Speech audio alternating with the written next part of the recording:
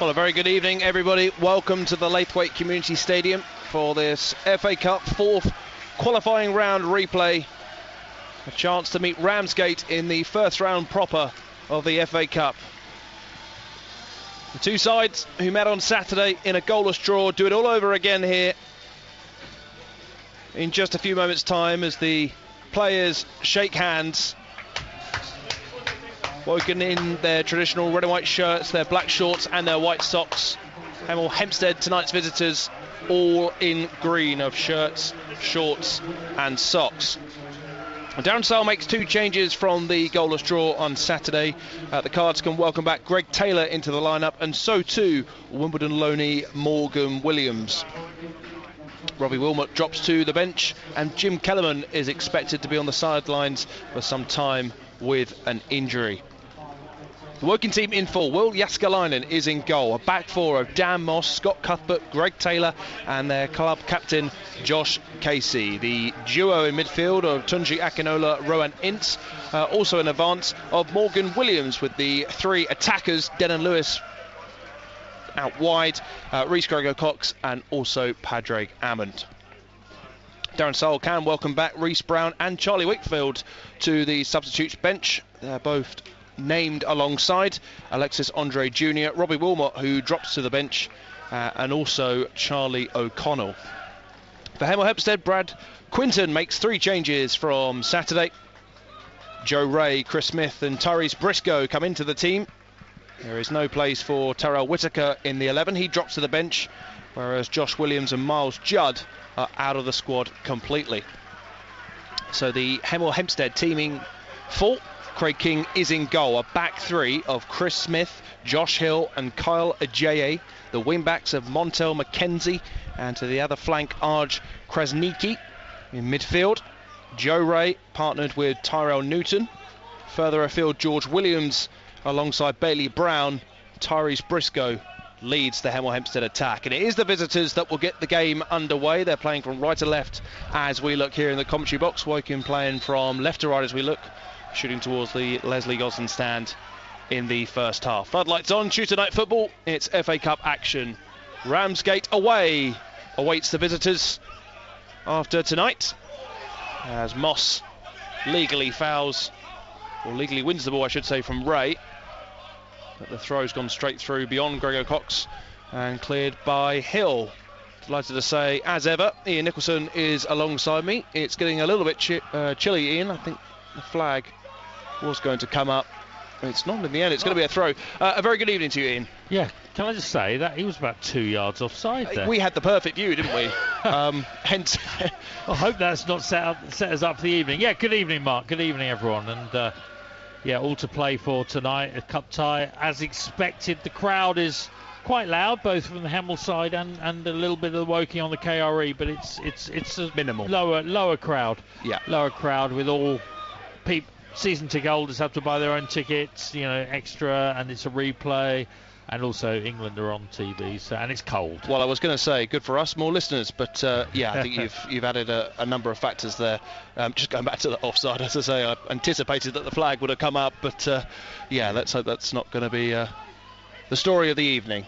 We've played 90 seconds so far. Hemel Hempstead have a throw, nicknamed the Tudors. Yeah, I asked about that. Yeah, and I'll tell you in a minute. Will come shortly. Cleared by Akinola.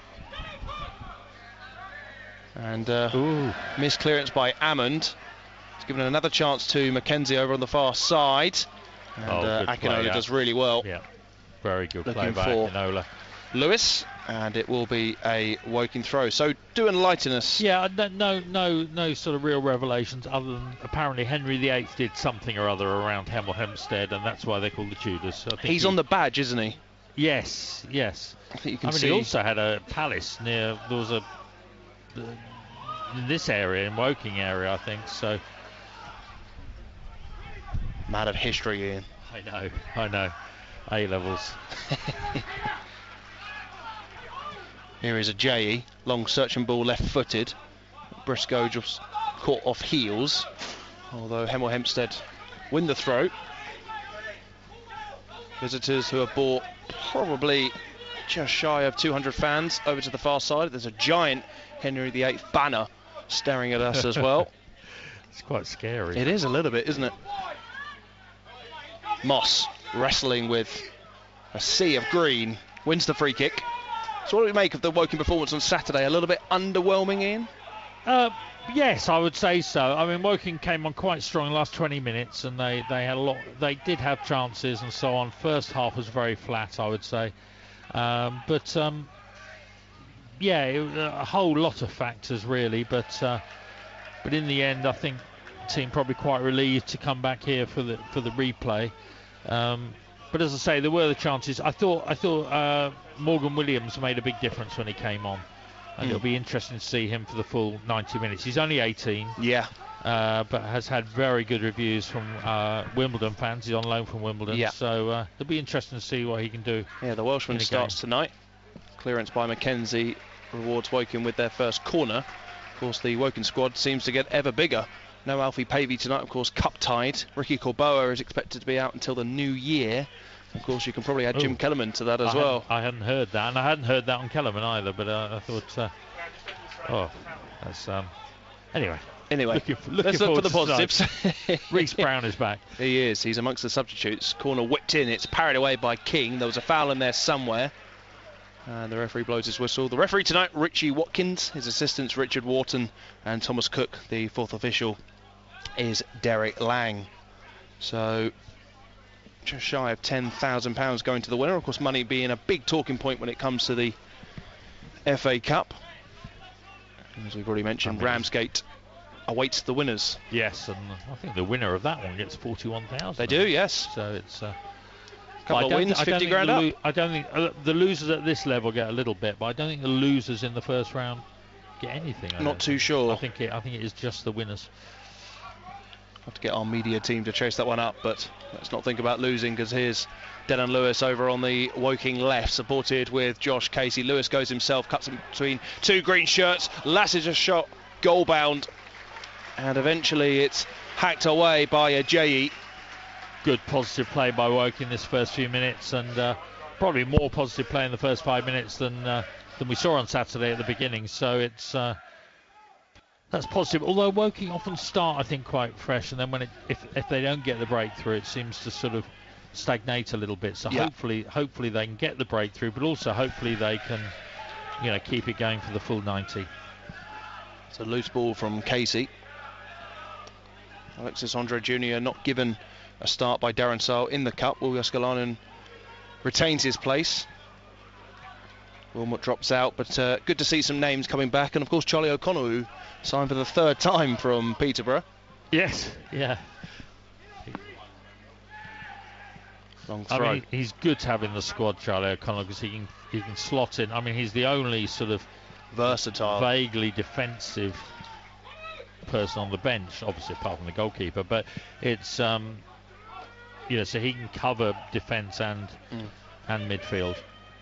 And then you've got Wilmot and Wakefield, who are midfielders, and Reece Brown up front. Here's Ray. And now with Josh Hill. Turn from Williams, George Williams that is. No Josh Williams in the 11 for Hemel Hempstead. Now supported by Krasniki on the Hemel Hempstead left. Ray back to Krasniki. Hemel Hempstead playing like the home team at the moment.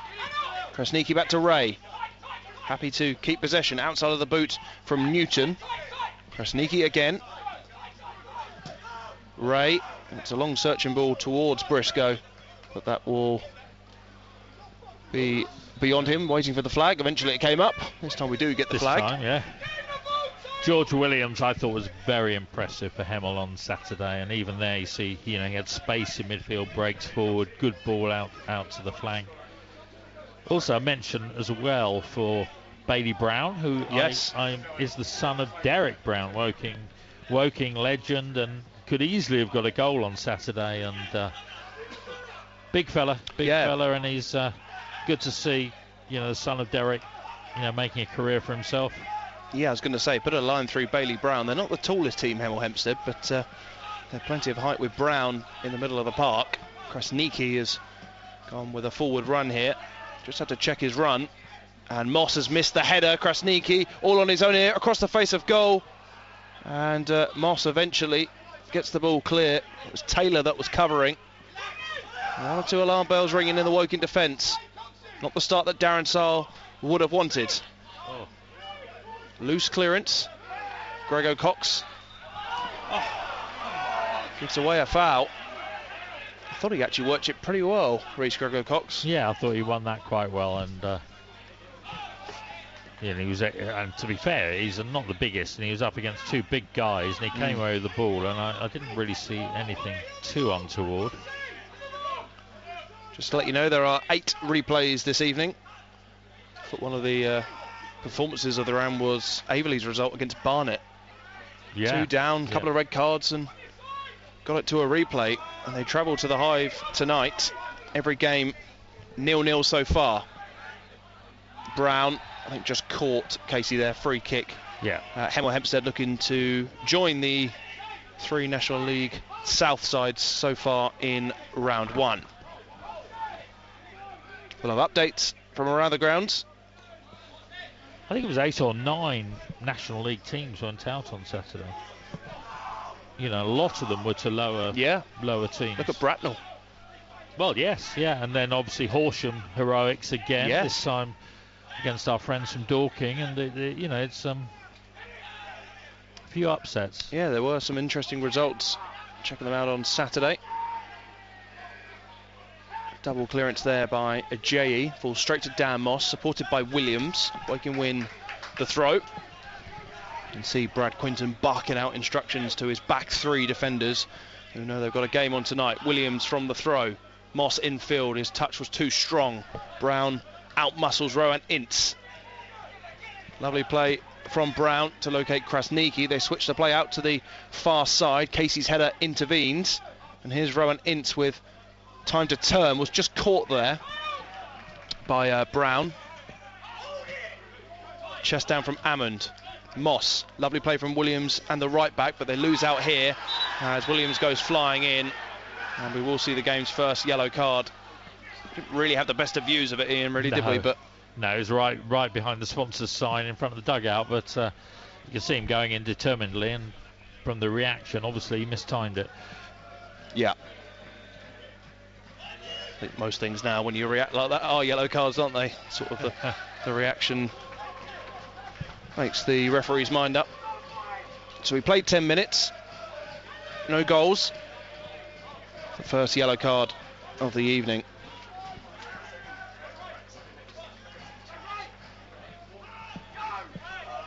Hill will take. Going to drift one out to the Hemel right-hand side. Met by the head of Cuthbert and stabbed clear by Rowan Ince. Gregor Cox is on the chase here, but it should fall kindly to Craig King, the Hemel Hempstead goalkeeper, and does, all in yellow. He thought about the quick throw, but saw Ammond running up, so decided we're going to get a long kick here. Decent connection as well from the Hemel Hempstead goalkeeper. Cuthbert rises again and wins the header again. Williams has lost out in midfield as turning there was Williams. Shifted out to Krasniki now. He's enjoying a lot of time and space on the Hemel left. Cuts in on Dan Moss. Offloaded to Williams. Williams low shot.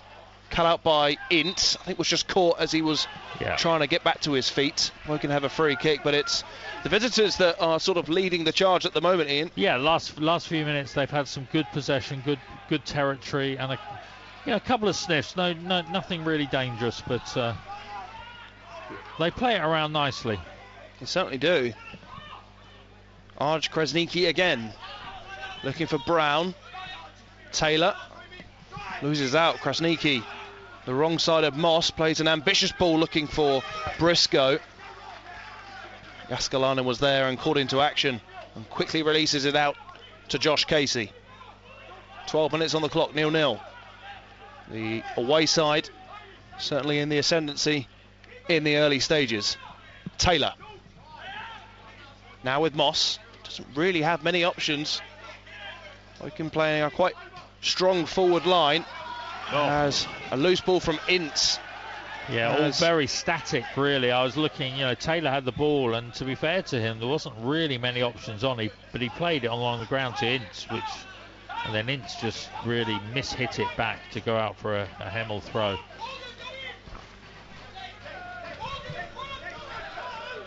Krasniqi with the throw. Grego Cox and Lewis have stayed forward. Woking have the other 8 outfield players back.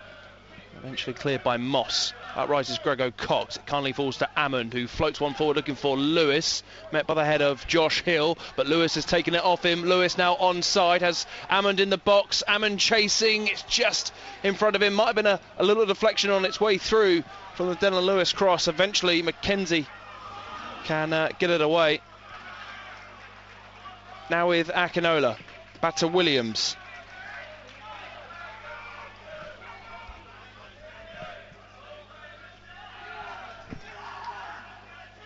Ammond, 30 yards out, looking for Casey. Hammered clear by Smith. Good pressure there from Woking, particularly with Denon Lewis's break. Played him well and got it across the box, and there was just no one on the end of it. And it's better from the home team, however. It's the furthest they've been up the pitch for virtually the whole game. One half opportunity for Denon Lewis, the only standout. Casey in charge of the throw, looking for Ammon to let the ball bounce and roll across his body. Headed back straight down the pitch by Moss, up in the air from Newton. And it's found its way to Krasniqi. Lovely touch, infield on Williams. Turns on Grego Cox as well. Interchanging football between Newton and Ray. Taylor gets it clear, straight to Brown. McKenzie. Low clearance from Smith.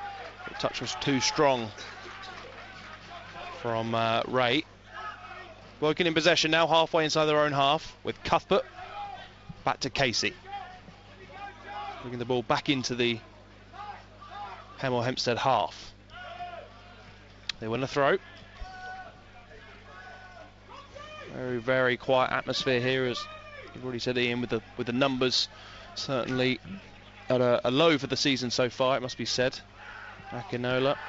Yeah, I'm guessing maybe 1,000. I'd say 1,000, yeah. Ammond gives it back to Casey. Will he keep it in play? No, he can't. Just too much strength on the return pass from Ammond, but nice idea. Yeah. And it's that man again, Ammond, that seems to be a part of everything Woking do good in the final third. Yeah, he has that creative touch, doesn't he? He's always looking to make something happen. I mean, there's no point talking about who isn't here, but I think in midfield, players like Anderson or Oyeloki, but they're very, and Kellerman are all very important. Yeah. All very important further up the pitch, around the box. And Woking's defence, I think, is pretty solid. Defensive midfield, I think, is pretty solid. But it's going to be, I think, that creativity from midfield and into the front that's going to be the real challenge. Free kick given away by Cuthbert. George Williams seems to have the honours of taking this free kick. Ajayi is just creeping around the back post. Keep an eye out for Carl Ajayi, who's waving to George Williams to say, look, I've got plenty of space over here. It's floated long and forward. There's a foul somewhere. No flag from the linesman. There wasn't really any appeal, so the referee had spotted something. Yeah.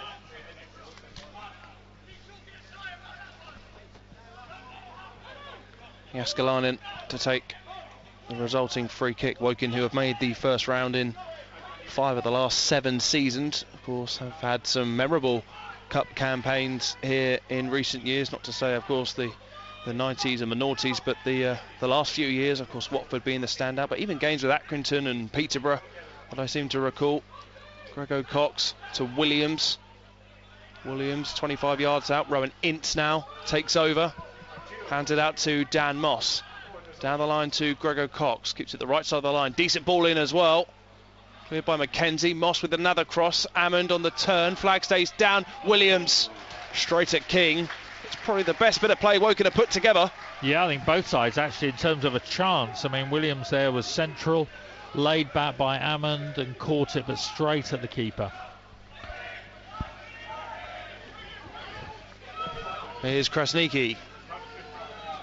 Hemel's number 23 gives it away, however. Now to Moss. Again, it's a very strong touch from Dan Moss. It's unlike him. Casey has it back for the home team. Glides the ball to Denon Lewis. Gives it straight back to Wokin's number 3. Not too many red and white shirts around. Casey cuts infield and back safely to Ince. He was just relaxed after that error a few moments ago. Moss. Now with Morgan Williams. Ince. Cards happy to keep possession for now. It's Hemel who have controlled the ball on the most part, as Williams loses out to Brown. It's a complete mismatch between those two.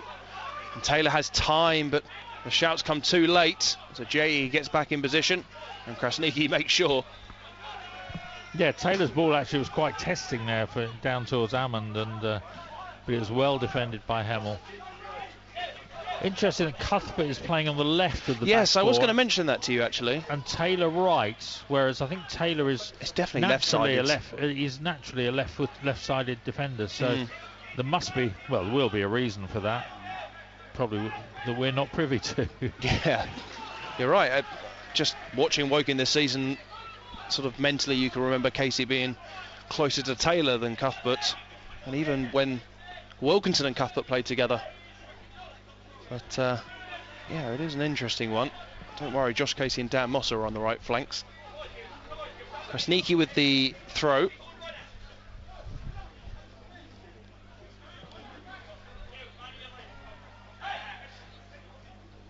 Out rises Brown. Nicks it off Taylor. Ince nips it back. Williams now, Wokin's number 25, hoisted out to Denon Lewis, who has a bit of space to work into. Casey is on the charge as well. Denon Lewis might fancy this one himself. Denon Lewis deflected, cleared away, only up in the air though from Newton. Akinola, header cleared by Mackenzie, up rises Ince again. And Williams, short pass to locate Dan Moss. Long ball to Hammond was always going Overhit. too far. Overhit's the right word. Lovely little ball there from Morgan Williams. It was all very busy, all very congested. Everyone was, surrounding the ball, and he just laid it out wide to Denon Lewis, which gave, who's in a little bit of space, and just that little bit of awareness from Williams. It's a very smart, I was going to say a very smart clearance on the goalkeeper. Was just a little bit too strong for Krasniqi, but a nice idea. They play some very nice football, Hemel Hempstead, it must be said. I think Brad Quinton's got the style of play he certainly wants from his team. Ooh. Grego Cox losing out there. Yeah, I think we saw that on Saturday. I think they've got a pretty small squad, I think, Hemel, and I think they've got a pretty settled squad. Yeah. And you could see that from the way they played. The ball was going to feet, people knew where they were. Yeah, they finished 15th last season. It looks a tough National League South this season, of course, with the likes of Yeovil and Torquay in there. Hemel Hempstead are only 6 points off the top, with a game in hand on 1 or 2 around them. The same amount of points as Farnborough, 17. They currently sit 9th. Will this be their year to get promoted? Mackenzie fouls Casey. The linesman probably had a better view than us, but I think he shadowed him, and then Casey kept with him, and then he who was it? It was Mackenzie. Yeah, Mackenzie, who gave him a little shove as he went by. Jaskalainen, who hasn't had too much to do in the Woking goal. Decent clearance from the resulting free kick. Knocked on by Hammond, falls straight to Tyrell Newton. Briscoe on to George Williams. Also Williams for either team. And spread out to Krasniqi, who's got plenty of room to manoeuvre. Plays a direct ball looking for Brown. Again, shadowed by Taylor. Hemel still have the ball here in the middle of the field. Brown, shadow this time by Ince, locating Ray, and spread out to Smith. Smith onto Mackenzie. Lewis chasing back. Mackenzie, low cross, straight at the midriff of Josh Casey, who chips one forward looking for Grego Cox. I think he got the last touch, he did. It's a Hemel Hempstead throw as we've reached the halfway mark in this first half. Still Woking 0, Hemel Hempstead 0. I would say it's been pretty even, although I would say that Hemel looked the more, what's the word, joined team, cohesive team, yeah. But I think Woking have had the better chances straight at Craig King. Deflected effort from Denon Lewis, the standout, but you're not wrong, Ian. I think Hemel have been much more fluid in possession. It's a nice ball from Krasniki. Williams. Moss was on the stretch. Goes back to Taylor. And that's an interesting decision as well. I don't think Taylor did a lot wrong there. No, that was very... Referee obviously on the other side of the players, but they both went for the ball, and if anything, I thought it was going to be a free kick the other way. I mean, Dan Moss was really... Williams really gave a bad ball to Moss, and he was caught a bit and struggling, and then it fell to Taylor really just had to go for the ball. This is a dangerous position left of the penalty box. Two-man Woking wall made up of Morgan Williams and Rhys Gregor-Cox.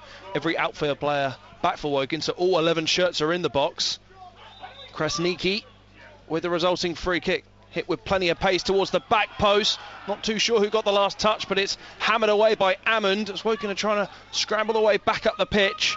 Newton inside the centre circle, floats one forward straight into the hands of Will Jaskalainen. Already Woking are on the counter-attack here. It's a long, ambitious ball beyond Gregor-Cox and Ammond, and from one goalkeeper to the other. Yeah, right idea, poor execution. It was obviously the instruction is as soon as you get the ball, send it long. Ammond and Cox are already on the way, and but it was overhit and straight through to the keeper.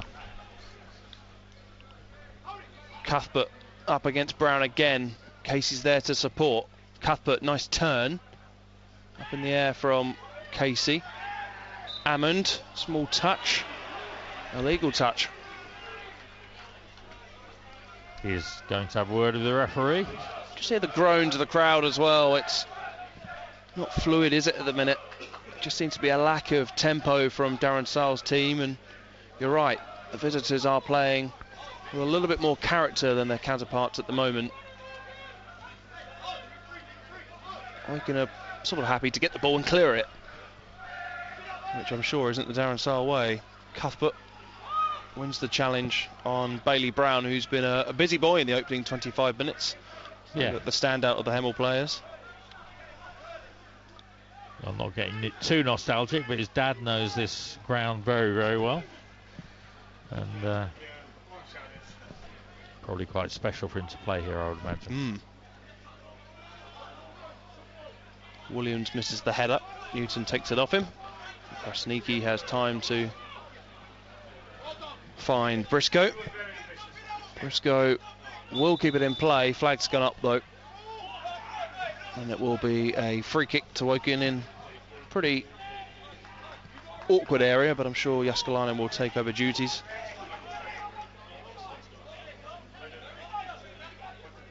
See Darren Sarle just speaking to his midfield trio there. Yeah, I think the challenge is the midfield. I think really, the losses have really been in the midfield, and you've got Ince who can hold it, and Williams who's coming in and finding his way. Here's Williams now. Yeah, lovely back heel. Williams looking for Ammond. It's Gregor-Cox that set up the initial chance, locating Williams. Taylor's pulling the shirt there. He needs to be careful, Greg Taylor, because that's a couple of times now that the referee has pulled him back on something. It's the kind of night where you can probably hear what the referee's saying. Yeah, as they're talking, I think it is, you've got Ince and Akinola who are, and then Williams, so a lot is on Williams' head really to bring the creativity and the buzz to midfield, and I think it's in midfield that Woking struggled on Saturday, and probably they're struggling tonight as well. I think you're right. When you look at the three of them, are Akinola and Ince too similar? I don't know. Well, Akinola is really a defender. Yeah, he came as both a right back or a central defender, and finds himself, in midfield in the absence of players like Bradshaw. No Bradshaw, no Kellerman, no Anderson, as you've highlighted. The injury list gets shorter, then grows longer as Mackenzie's got the wrong side of Casey here. Mackenzie, low cross, dealt with by Taylor, I think it was. Ooh. Here's Ray. Possession back with the feet of Hemel players. Mackenzie infield on Casey. And Casey looking for his trademark free kick, gives it straight to Cuthbert, who just clears the Woking lines. Yeah, Casey was beaten there, which is very unusual. But the Hemel cross was well defended, well cleared by Cuthbert. Up rises Cuthbert. Again, out of play for a throw.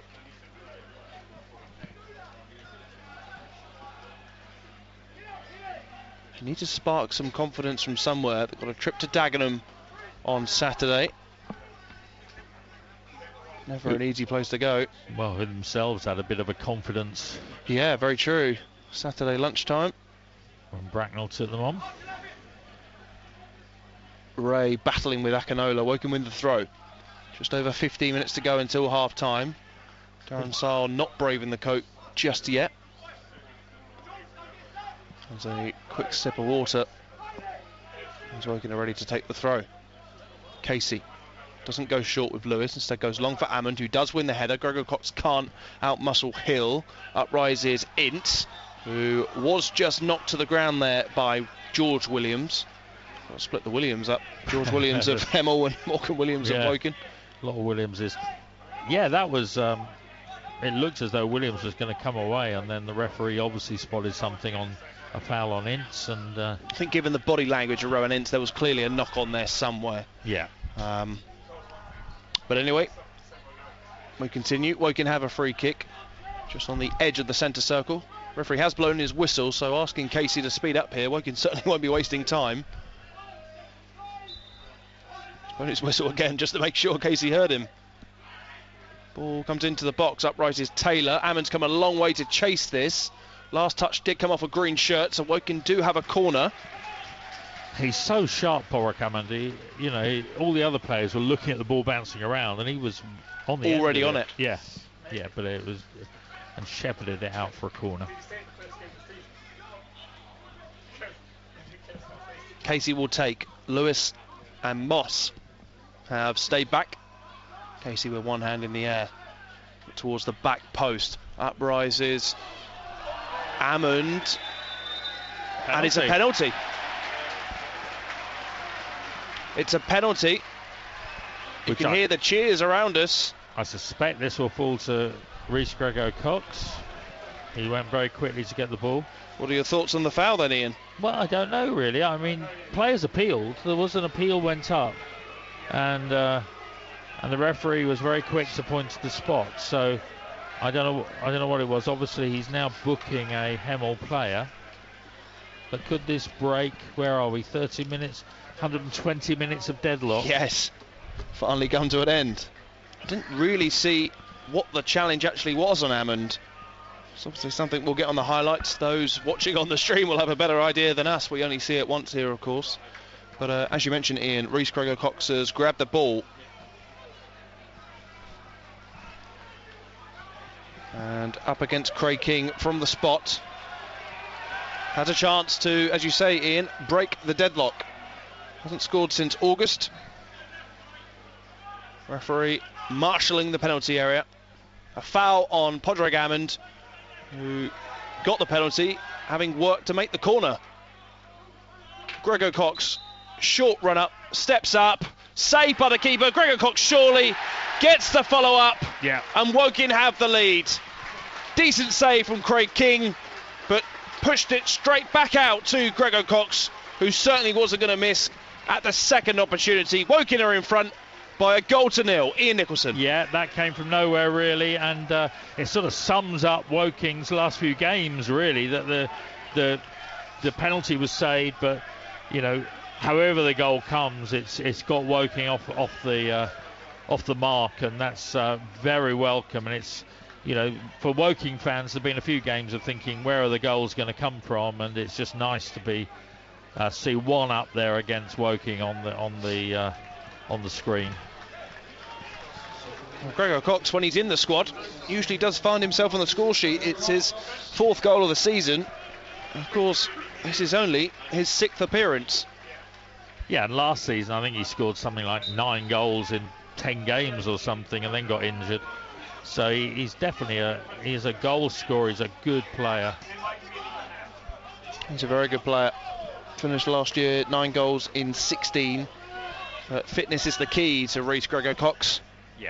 Yeah, it's he had a long time out when he was at Crawley, and really has worked very hard to get himself back to match fit, and with a club like Woking, and really of all the players in Woking, he's the one I wish the best to, in terms of, because he's had such a hard time with injuries. I was going to say him and Jermaine Anderson, really. Yeah. Sort of had similar injuries, really, haven't they?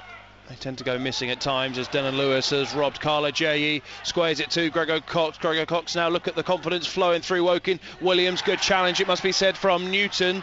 And eventually get the ball away. It's just opened up the game a little bit as Rowan Ince has gone sliding in on George Williams, and surely Rowan Ince will be the second Woking player to go into the book.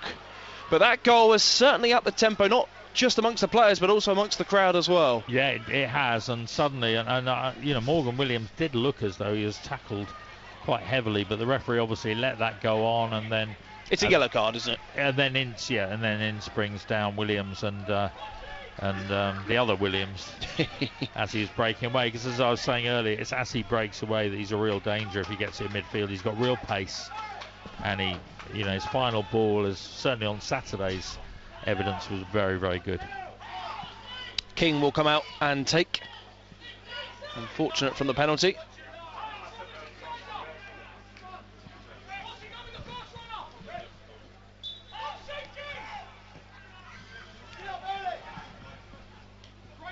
Taylor, good header.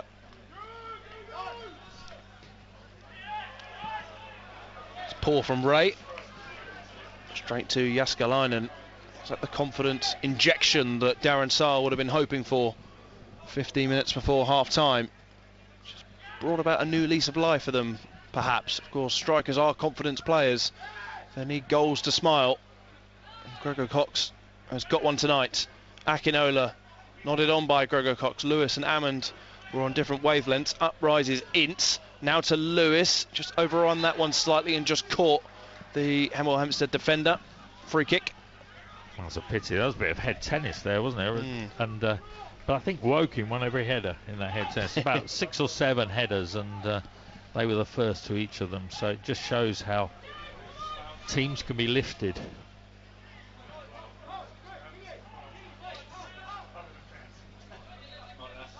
Free kick to be taken again by Craig King. This time opts for the other flank, but Brown's right underneath this one. Met by the head of Cuthbert. Williams can't prevent the throw. So Hemel will need to respond here. And they have a bit of a hoodoo in the 4th qualifying round. They haven't made the first round in the last 9 seasons. As Woking have a pretty decent record, as we've already alluded to. Gregor Cox was caught there, but play goes on. Ammond is all on his own. Eventually locates Dan Moss. First time ball back to Ammond. And it's just lofted over the crossbar. Good chance. Well set up from Moss back to Ammond. But it was always rising. Yeah, much better. Good fluency there. And Rhys Gregor Cox was fouled, but the referee let it go on. Then it was a ball out to Dan Moss, who didn't take it on himself, put a quick ball in, and it came to Ammond, and it ballooned over, but it was a good little move.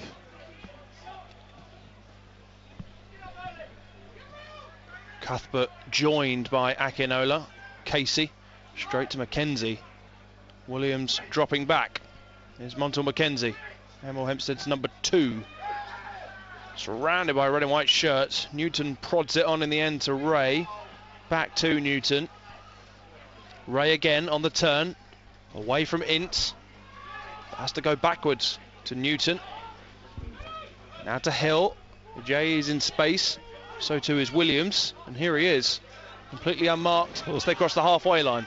George Williams breezes past Ince. Offloads to Krasniki. Williams offside.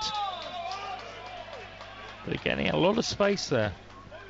I think in the wide areas where Krasniki and Mackenzie are sort of locating themselves, it does sort of drag Woking out of position at times. It does. And also you've got now Ince and Williams in midfield, so 2 of the 3 midfielders are on yellow cards, so there are a couple of 50-50 balls there that you could see they didn't totally commit to.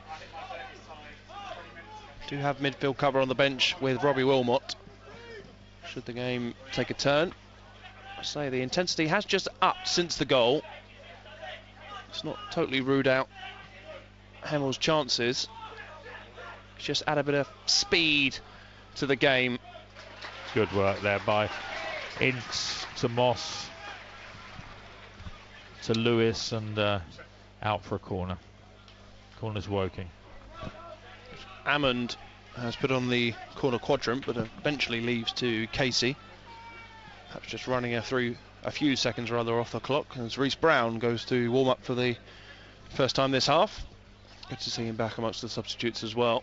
How his goals have been missed, although he's yet to find the net for Woking this season. Casey again towards the back post. Up rises Cupper across the face of goal. Headed off the line by Newton, I think it was.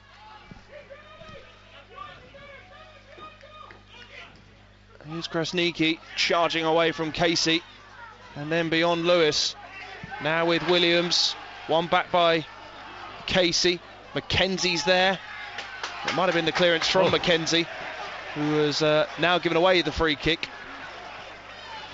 Yeah, I think if I was a Hemel fan, I'd be a bit aggrieved there. Yeah. I thought Casey fouled, but he was given the other way. Yeah, that was a great header there from Scott Cuthbert, and it looked for all the world like it was going to balloon into the back of the net, and Hemel cleared virtually off the line. And then a pace they were on the counter attack.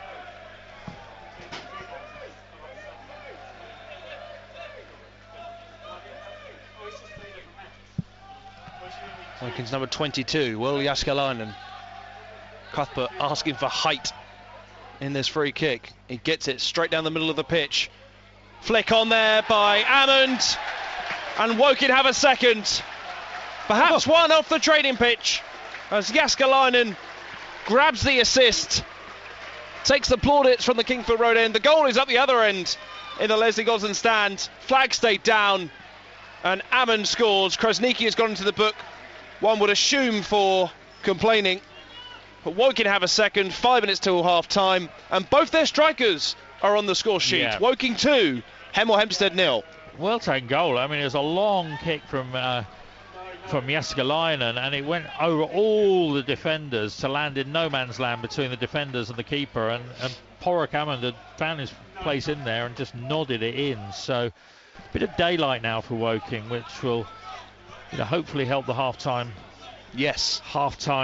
talk and refocus. Yeah. Woking 2 up on Hempstead here. And Ammond gets a deserved goal. We always say deserved because he works so hard for his team. But again, the complaints come in from Hemel. Should the free kick actually have gone their way? Well, I think that was the yellow card. I think that was the Hemel player was arguing that was our free kick, but in the end it is what it is, and you have to defend it, and they didn't defend it very well. Lewis fouling Williams there and just left a foot in on Hemel's number 7. Couldn't really get out of the way of the free kick in time either. But elsewhere, Barnet on 1 up against Averley. Oxford City 0, Scarborough 1 is the latest score. Also Sheppey United 1, Billericay 0. Slough 1 up on Ebbsfleet. And the same scoreline here as it is up in the northeast. Whitby 2, Chelmsford 0.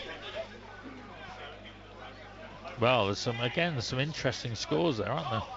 I mean, I know we're still early, not even half time, so. Moss back to Jaskalainen, who again hasn't really had a shot to save despite all the Hempstead possession. But their intentions haven't really been in the final third.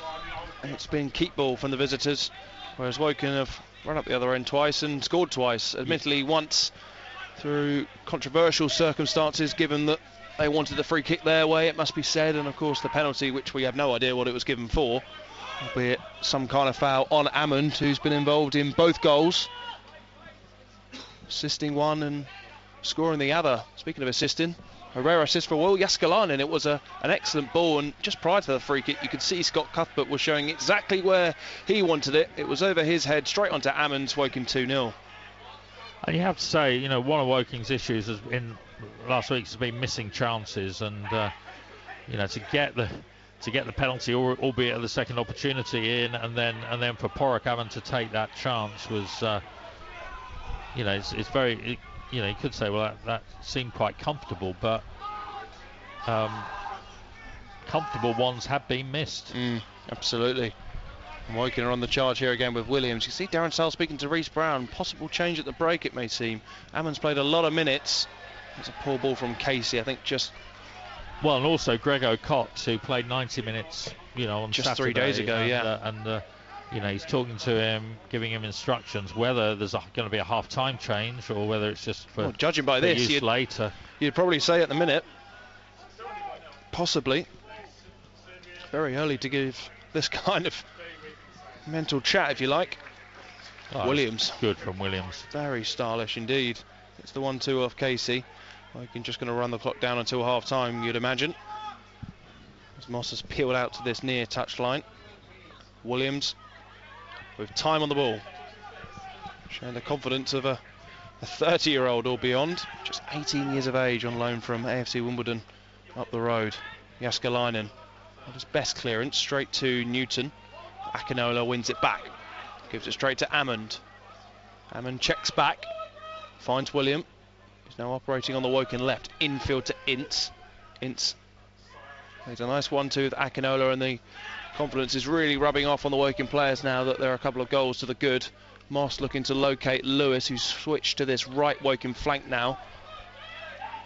Didn't get the better of a JE. Nice 1-2 between Brown and Newton.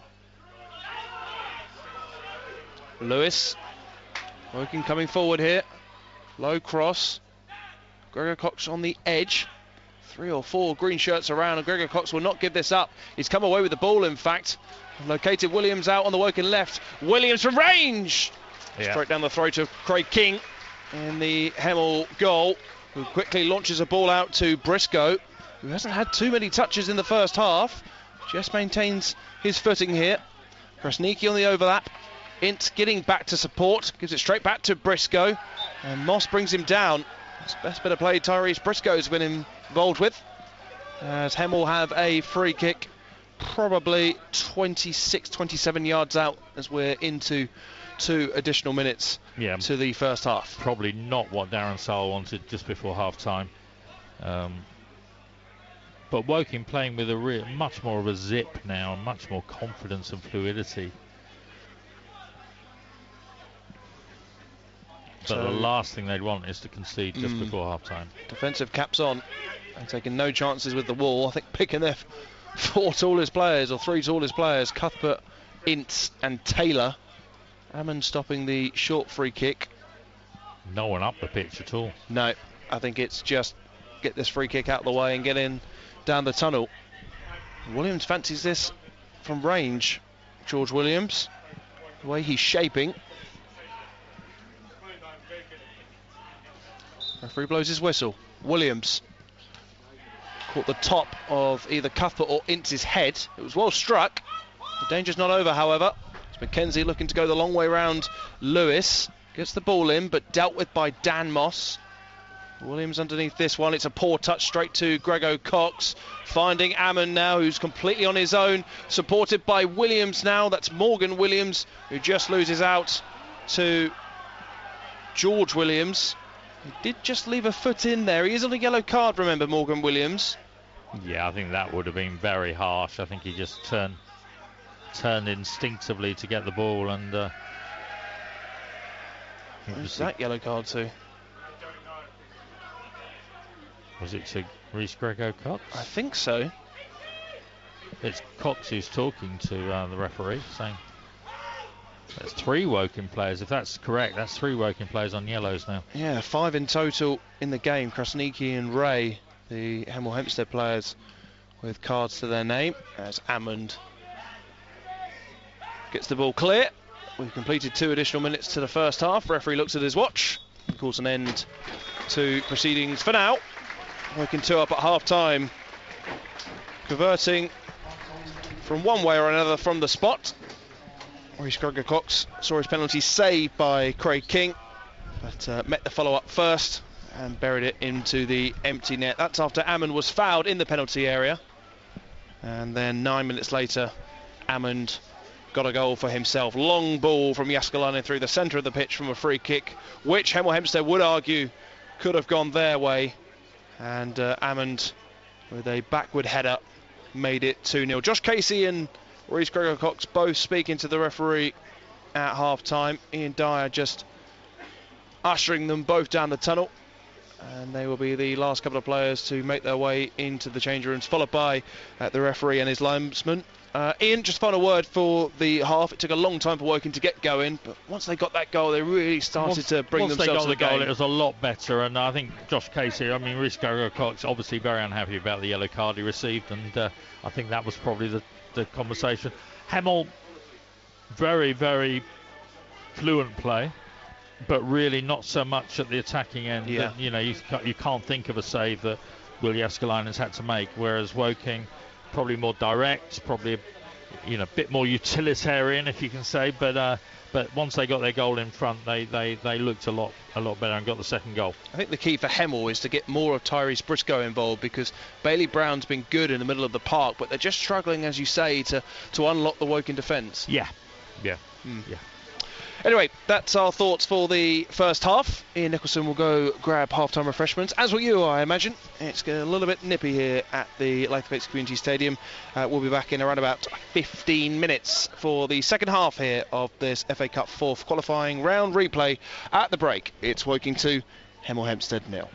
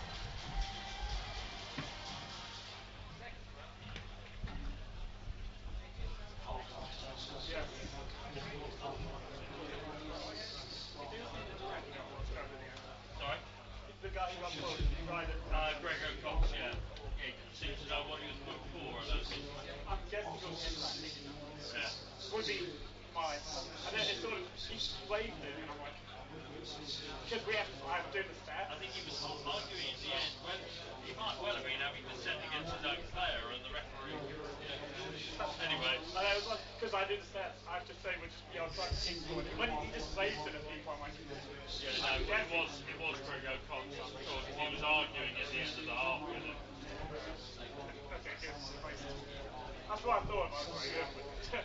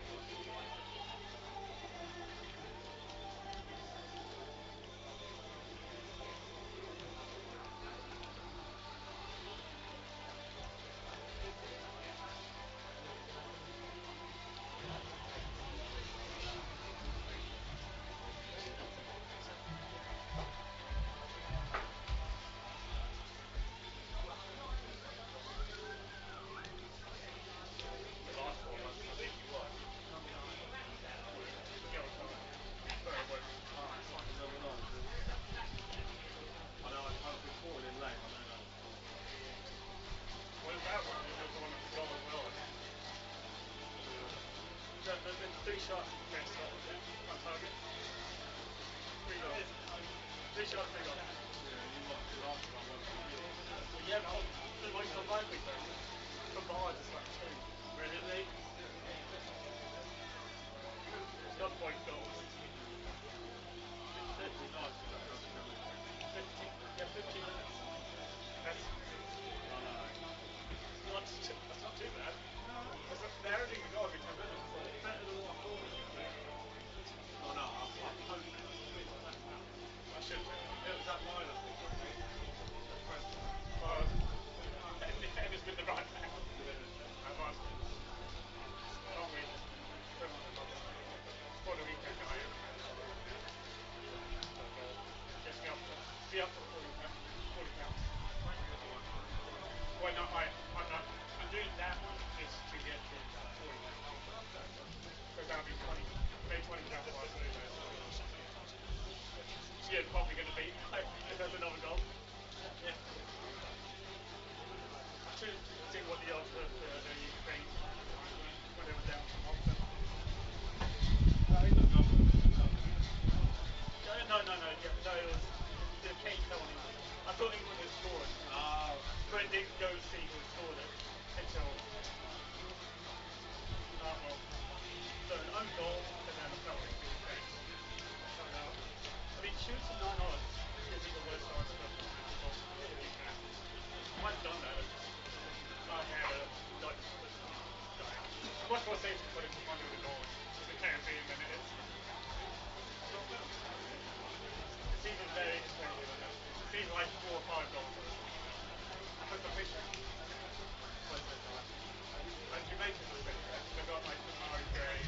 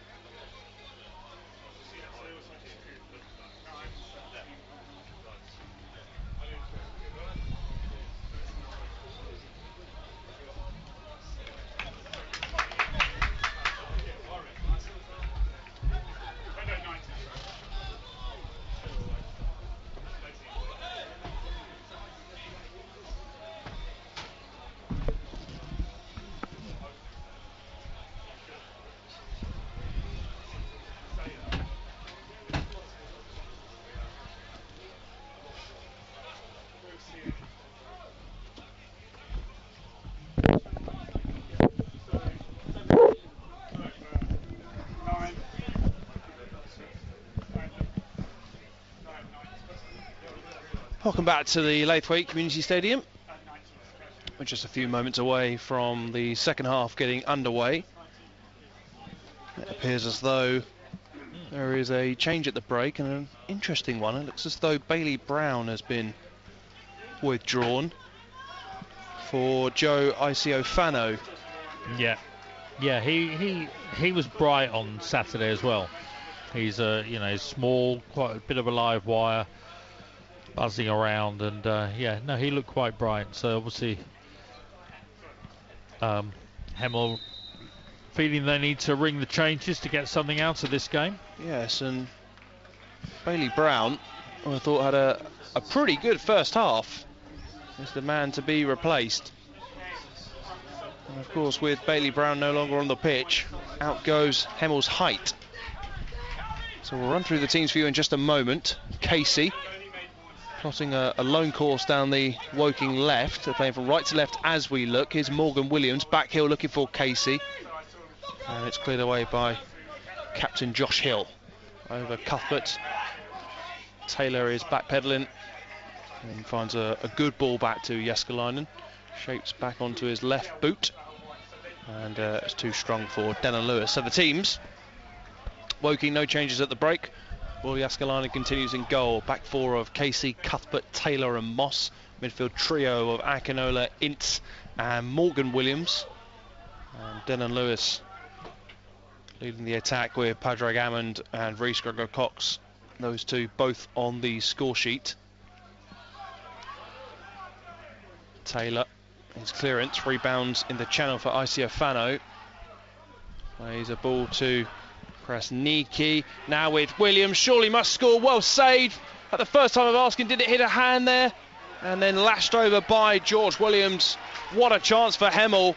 And Will Jääskeläinen produced a top save, Ian. Yeah, he did. He really made himself big and spread himself out and stopped the shot. That looked odds on a goal there, and it came from a sort of 2 or 3 little attempts to clear it. And but how? I mean, that was a handball at the end. Yeah. You know, I mean, it was a Hemel player after the shot that Jääskeläinen saved. It was so clearly a handball, and the referee didn't give it. If we can see it from here, we're a good 40-50 yards away, maybe more. Up rises Hammond. Mackenzie was sandwiched between 2 Woking players as Lewis looks to loft it over Smith. No chance to go through the Hemel team yet. King is still in goal rather. A back three of Hill, Ajegi and Smith. Mackenzie to one flank, flank rather, Krasniki to the other. Ray and Newton are in midfield. Briscoe up top with Icio Fano, and supported through the talented George Williams, who should have scored there, it must be said.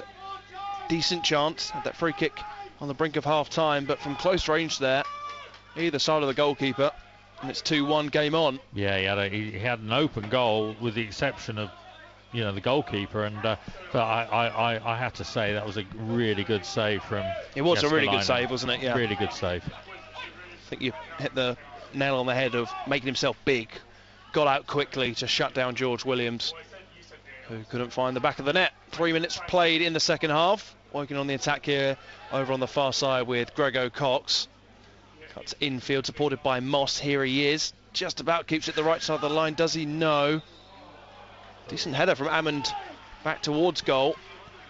Good little bit of play from Woking, but yeah, if Hemel had scored there, that would have been a totally different complexion on this game. Woking probably confidence a little bit low, suddenly being pegged back early in the half, so that was a key that they kept a clean sheet there. Grego Cox to Williams. Lewis just losing out there as Hill takes a chance on Lewis, cuts back infield. Lewis though has snatched it off him, but Hill can get away with it, and Hemel bring it clear quite stylishly in the end with Newton. Down the line looking for Icio Fano, who was caught by a combination of Cuthbert and Casey. Casey has remained down. Icio Fano wins the free kick. Yeah, there was that was a pretty scary collision really, because it was like three players just piling in for the ball, and yeah, sometimes you can see nasty injuries there. Thankfully they're all well. Yeah, they're all okay. Casey has a few words with the referee about what he thought, and then does a shush to the opposition manager. Again, as I mentioned earlier, it's that kind of night where you can not just lip read but also actually hear what the players are saying. It's not always clean, therefore not repeatable. Hill playing it out to Kyle Ajayi, who steps into the Woking half. Finds a ball to Briscoe. Looks to get involved a bit more than he did in the first half. He's come short here. Back to Ajayi. And we're trying to keep the ball flowing forward. But they have to go back to Josh Hill again. Newton. They do play it with a tremendous amount of confidence. And they're comfortable in possession. Akinola and Casey teaming up here. Morgan Williams now just stepping on the ball. Still going, Williams. It's on the line, and he's played it beautifully round Newton. Williams still going, needs a bit of support. Offloads a short pass to Rowan Ince, 30 yards out, clipping one into the box. Arriving is Grego Cox. Here he is at the back post, tuggling with Mackenzie. And the foul against Grego Cox. Now again, Grego Cox is on a yellow. Not that it's a yellow card offence, but just a call for caution for some of the Woking players. Now the feeling was that he probably got his yellow card for dissent of some sort, but he really didn't look as though, maybe it was dissent to his own player. Ajayi slipped there, but Ammon wasn't chasing, and Hill doesn't wait for King to come out. Moss has then missed the return ball as Taylor fouls his man. Just a nervous glance to the team sheet. Taylor's yet to be booked, and that's wasted. You can see Brad Quinton asking his players just to calm down. Still plenty of time for his team to get back involved. They've had a glorious opportunity to get away from them. But they certainly look sharp. No, they are. They're sharp, and like a lot of, when you're 2-0 down, I've seen it so often, the team 2-0 down suddenly relaxes and really begins to go for it, and they've got nothing to lose now. Decent header from Ammond, as Newton was fouled there by a combination of Lewis and Grego Cox. Didn't really see too much wrong with that one. No. Either. Moss is chasing down Krasniki here, but Moss will get there first. Tries to shield the ball out of play, was barged off the ball, wins the throw anyway. But starting to get a little bit feisty. Yeah. It was a beautiful bit of skill by Morgan Williams, wasn't it, down in front of us, where two players really close. He looked totally boxed in, and just a quick boom and he's away. It's I really like what I see from him. It's a big, for an 18-year-old to be playing these sorts of games it's big, but he's certainly got a lot of skill. Moss's clearance gives Gregor Cox something to chase. King gets a slice clearance down the pitch, met by Cuthbert, and then cushioned down by Williams. Wants it back from Casey, but it's a little bit overhit. However, Lewis will do his level best to get there, and does, and wins the corner in good style as well. Clap of the hands from Darren Sarl. Yeah. It's a corner kick to Woking. Excellent ball, Lewis. It looked like it might be beyond him, but he's got such pace, and he got down there. He had to do the first time cross, and it was blocked by Hemel, so a corner, and the Kingfield Road ending. Good voice now. Yeah. It's the Woking fans you can hear chanting behind the goal. Casey and Moss have stayed back. Cuthbert and Taylor are forward. Denon Lewis in charge of the corner kick towards the front post, flicked on by Gregor Cox, but met by the head of Mackenzie. Good clearance. Casey has it back though. And a bit of a wayward ball back into the box. I think he was hoping for the touch from Newton. Never came. Goal kick awarded. Darren Sarl has now got his winter coat on. He does. It's certainly starting to drop in temperature in the last few days, isn't it? We've had some great weather in October, but it's starting to finally feel a little bit like winter. It's the cold months to come here at the Laithwaite.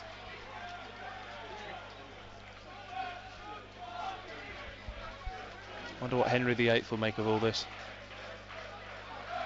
Watching on from that banner, isn't he? Hammond back to Moss. Towering header there from Hill, who's been busy in the second half. And we'll have the throw as Reece Brown warms up for the first time in the second half. Charlie Wakefield going to join him. Wonder if we'll see either or both. Get some much needed minutes. Taylor wins the ball back for Woking. Padraig Ammon now searching ball to Lewis, didn't get the touch he wanted. Williams was arriving, and Hill gets a good sandwich clearance, if you like, as Casey lofts it back up into the night sky. Header by Hill, straight to Ammon, looking to get beyond a J.E. And Hemel can bring it clear now with Krasniki as Moscow's flying in. Touch from Briscoe, didn't keep it the right side of the line. As we're 5 minutes shy of an hour played here at the Laithwaite Community Stadium. Woking looking for this long-awaited home win. A run that has stretched back for a number of weeks. I'm sure they won't want me to suggest what it is to you. It has been some time since they recorded 3 points in the league, let alone actually won a game here. Of course, it's all about winning tonight. Getting into the first round, of course, the draw has been made. And as it stands, the Cards heading to Kent and the home of Ramsgate for the first round tie. Well won back by Gregor Cox, but Ammon gives away possession cheaply. Smith now with Williams, George Williams that is. Newton loses out to Casey. Neither team can really keep the ball at the moment. Casey infield to Morgan Williams. Now with Rowan Ince, who's just lost out to George Williams. Ray now finding Krasniki in a bit of space. Green shirts beginning to flock forward here. Krasniki back to George Williams, switching it from left to right. Briscoe in a bit of space, but it's I was going to say a poor touch. There was no touch. Went straight underneath his boot. Yeah, good for ball. Woking throw. Good ball by George Williams there. On Hemel a bit on the break, but Woking coming forward with purpose, and they are hamstrung a little bit by the fact that Williams and Ince are both on yellow cards, because there are a couple of opportunities there that I think in other circumstances Ince would have really gone in for and probably come away with, but he can't take that risk. Slough now 2 up on Ebbsfleet, so we could see another National League team disappearing. Whitby still 2 up on Chelmsford. Sheppey 1 up on Billericay. Oxford City 2-0 down at home to Scarborough. Needham Market and York City still goalless. Chesham 0, Braintree 1. Barnet still a goal to the good over Averley. Nicky Kabamba finding the net again for Barnet. What a turn in a career he's had. 19 goals last year, already 11 this term. Ray, wonderful ball out to Mackenzie. Delightful touch as well. Decent cross looking for Briscoe. We'll get another chance, Mackenzie. Now with Newton. Finding the path of Williams, blocked. Yeah, Akinola giving away the corner. Great defence by Scott Cuthbert. He's so good at tracking the attackers. Tracking those runs, absolutely, yeah. To the near post, and he got there first. And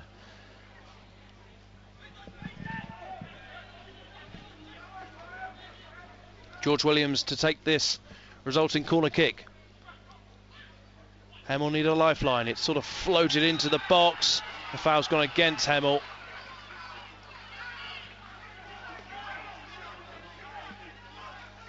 It was a J pulling Taylor down, perhaps. But a free kick awarded. in a recent interview, Darren Sarll talked about the psychological impact of giving away late goals, a couple of late goals and losses and so on. That not only did they have the football recovery to do, but they also had the psychological recovery they had to get. And I think tonight could go a long way to absolutely to restore that. But it would only take one goal coming the other way, yeah. and suddenly those mind games begin. I don't know if players. I think players always say, on the pitch they don't really have time to think about it. It's more spectators that are aware. But it's psychological for the fans as well. Just having seen a few difficult results. Yeah, you get the negatives with, you've got an extra game, you've got an extra 90 minutes to fill, but Wycombe will take all these games as they come at the minute. Moss, decent cross. Ammond missed his effort from close range. Smith gets it away. It's a wonderful touch from Briscoe, but it hands it straight back from Taylor. Lewis, that's completely beyond everybody. Positive though from Woking, the way Taylor broke forward there and got to the ball first, put in Lewis, and unfortunately his ball across wasn't up to scratch. But and then Ammond having a snap chance really, and a minute or so ago, and coming to nothing. But good effort from Woking. Hour played. Woking 2. Hemel 0. Cuthbert's header. Look out, Ian. Yeah. Nearly arrived into the commentary box. No, no one appealed. I would have said that went the other way, but absolutely no one appealed, so it must be me. Hemel throw. Indeed it is. Straight to Newton, but one back by Lewis. Probably hear exactly where the ball's landed there.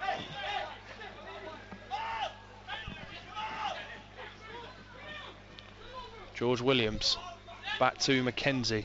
Morgan Williams has it back for Woking, and Casey glides the ball down the line, but it was always the wrong side for Gregor Cox. I wonder when Darren Sarll will turn around and glance at his bench, of which I think all 4 outfield players are warming up. Just though Casey pushed his man there, but they're coming forward, the green shirts, with Isio Fano now. George Williams, who's been integral in all of Hemel's good work going forward. Cross comes in, looking for Ray. It falls to George Williams on the edge of the box. Wonderful strike! Yeah. And well saved and well kept by Will Yaskalainen. It was straight at him. But if that was me and you standing there, Ian, it might have gone straight through. Good save from Yaskalainen. I'd have ducked out of the way. But no, as you say, he caught it. It wasn't just the save, it was the fact that he caught it. And probably Hemel. Was that Hemel's best chance of the game? Well, George Williams had that chance seconds into the second half. Yes, of course, yeah. So both have fallen to him. Gregor Cox, lovely touch. Turning on Newton. Just losing out in the end to the latter. Mackenzie rebounding off Akinola. Well chased. He's had a couple of those now, hasn't he? Yeah, he's very quiet. He's very quiet on the pitch. You don't really notice him, but he just does that breaking up job very well. Reece Brown. Reece Gregor Cox. Reece Brown summoned back as Casey judged to have pushed the floor. Lewis finding Ammond, who's onside. Patrick Ammond lent back. And the ball was curling over the crossbar and post. Wonderful opportunity to wrap the game up. He was played in beautifully there, and he just had to hit it on the turn, but really scoops it over. Which is Cuthbert, another good header. It goes straight to Newton, who's carving a path between Woking midfielders and finds Mackenzie in a bit of space on the Hemel right. Montel Mackenzie up against Casey, low cross, looking for Isio Fano. Briscoe was arriving. Lash clear by Casey. And we await the return of Reece Brown. If you can get all 3 strikers with a goal, you'd probably say perfect night for Woking, wouldn't you? Yes. Yeah, and coupled with progression, it's obviously. nice to see Reece Brown. It's been a bit of a long haul back. I was at the game where he picked up his injury against Gateshead. Woking went on to win comfortably, but it's he picked up something obviously, and Reece Gregor Cox has done very, very well coming back from a long injury, and a game on Saturday and 2/3 of a game today, and I'm sure he'll be feeling it a bit, but it's good to get him back on the pitch, getting a bit of match fitness back. Absolutely. So one Reece swapped with another. Gregor Cox, who also was on a yellow card, but got his goal. Of course, missing the penalty, but then converting. That's what's important. Got his goal, and as you say, Ian, playing minutes just 3 days ago, still returning from that injury, and gets a half-hour rest here.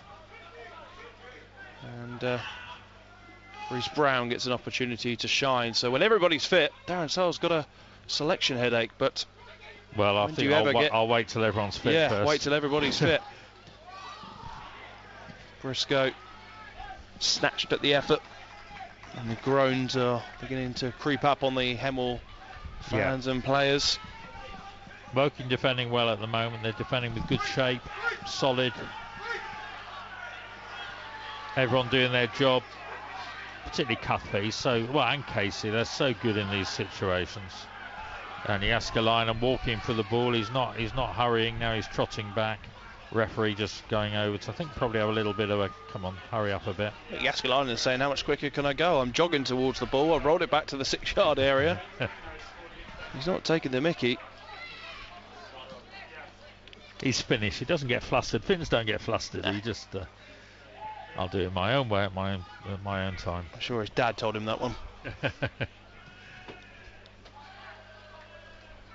Good clearance.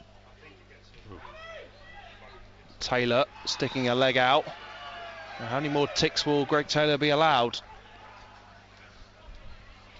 And Williams tracking back on Mackenzie, watching for the quick kick, which never came.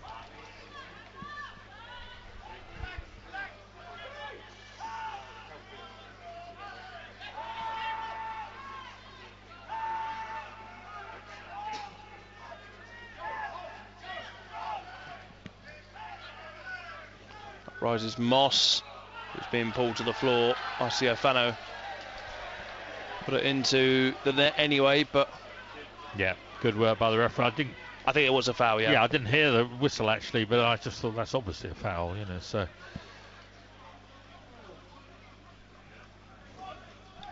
Much for Darren Sarll to ponder over.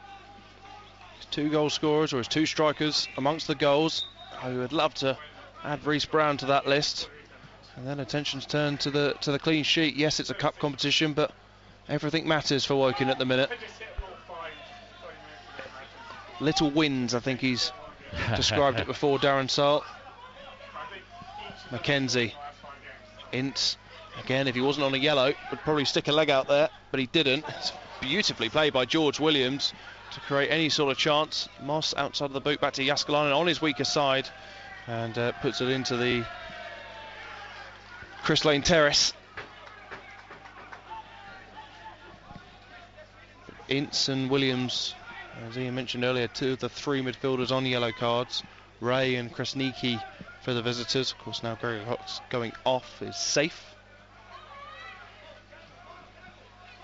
Fano up against Kappa.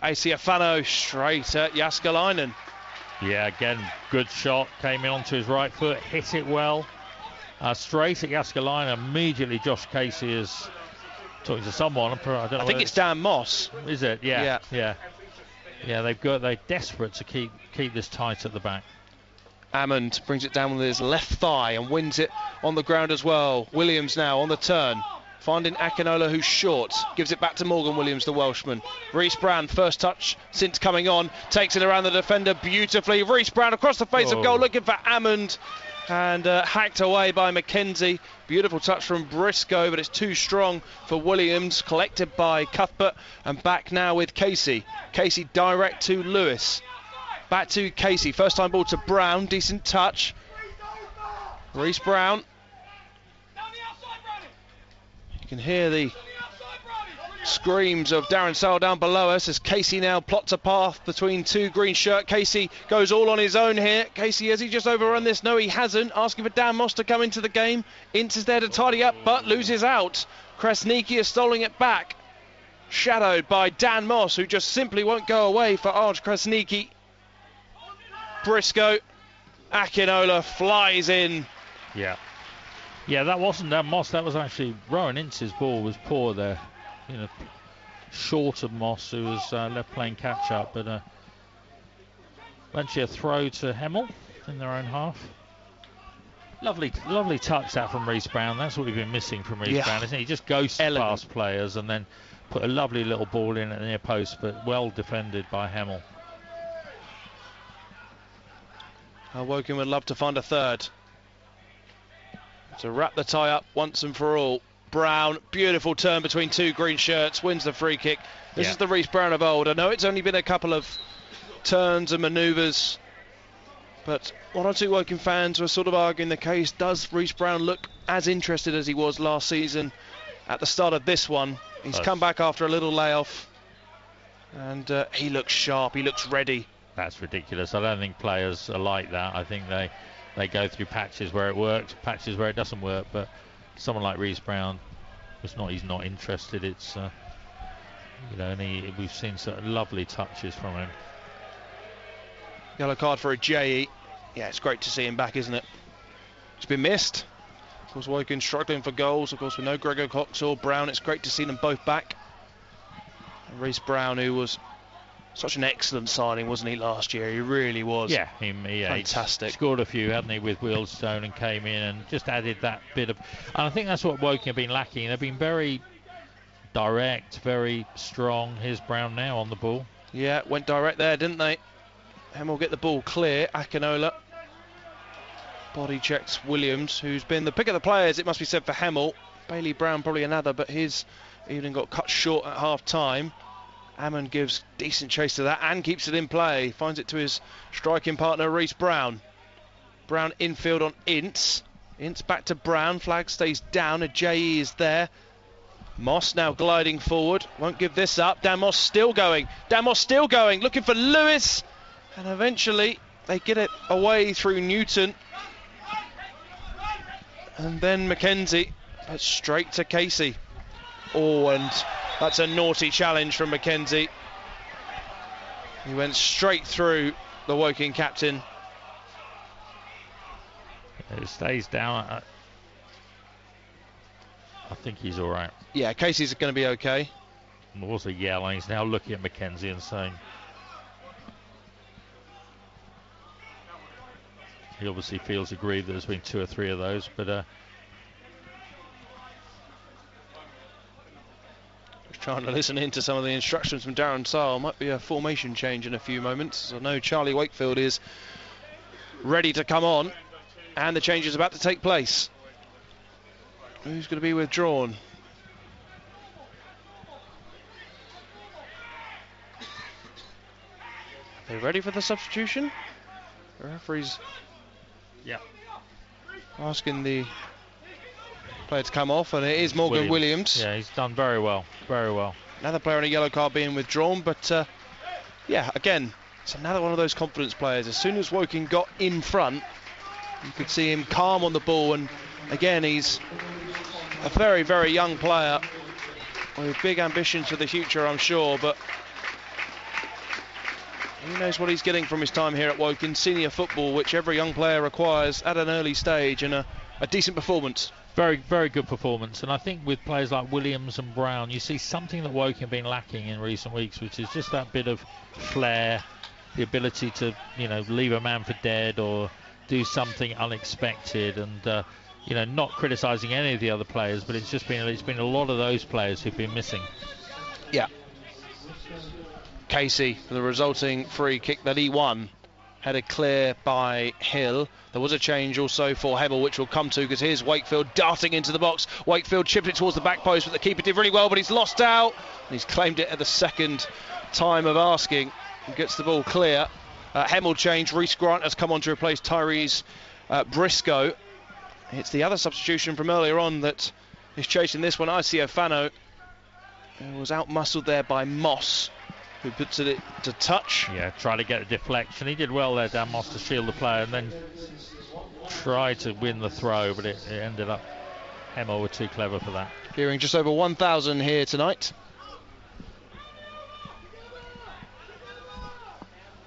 As expected. Casey downward header looking for Lewis, but it was just left behind him. But look who's there. Tunji Akinola again.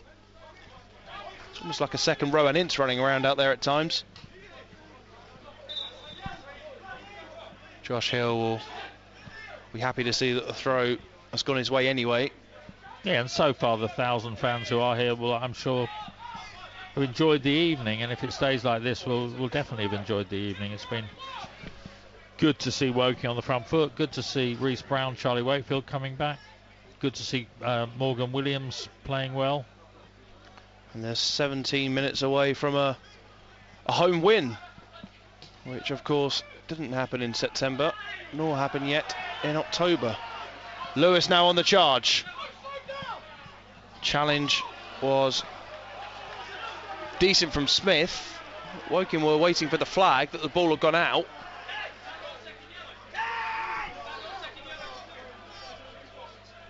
You can hear Josh Casey asking for a second yellow. I don't think he's asking for it for Rowan Ince, put it that way. Yeah, I think you're right. Speaking of Rowan Ince, cuts out the play there. Akinola lets the ball bounce, finding Casey. Lewis up against Mackenzie, who knows he might have been the player targeted by Casey just a few moments ago. Here's Charlie Wakefield. Good to see him back, as you say, Ian. There's been so much football. And was a surprise signing by few. Charlie Wakefield, who of course teamed up with Darren Sale at Yeovil, as Dan Moss was caught off the ball there. Woking do have the throw. Moss is to his feet. And Darren Sale is 15 minutes away from progressing his team through to the first round.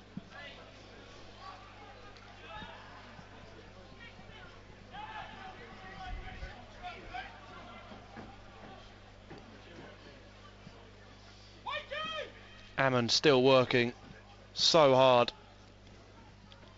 Decent ball in as well, beyond Brown. Now falls to Casey, hunted down and wins the free kick. We've seen a couple of Josh Casey specials tonight. He hasn't done it much this year, and he doesn't really do it. You know, but I can just hear the opposition saying he just fell over. And said no, he was fouled. Yeah, I think Reece Grant was just introduced to Josh Casey there for the first time.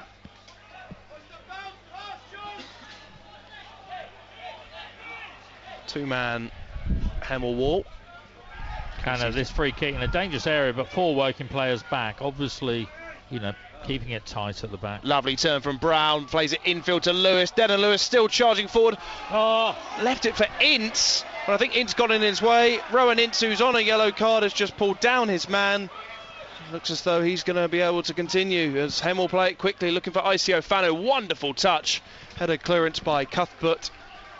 Yeah, lovely work by Brown again, and played in Lewis, and then Lewis left it for Ince to take a shot, which he didn't do. And Rowan Ince was looking to the heavens afterwards. I think he realised he had that opportunity. Or did he get in Lewis's way, perhaps? Who knows? It was beautifully carved up by both Brown and Lewis.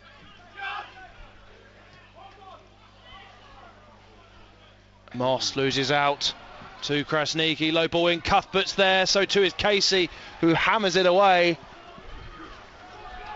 Yeah, but dangerous moment there from Hemel. Most of their good attacks have come down the left, and that low ball in, which ended up skating, I think came off Cuthbert, and then Casey just kicked it clear for the throw. Long throw coming.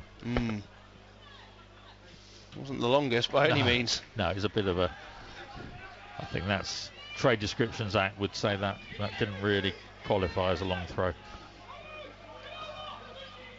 Fizzed out to the Hemel right. Smith looking for a JE. Both central defenders combining there in the final third. They want a ball, Hemel, quickly.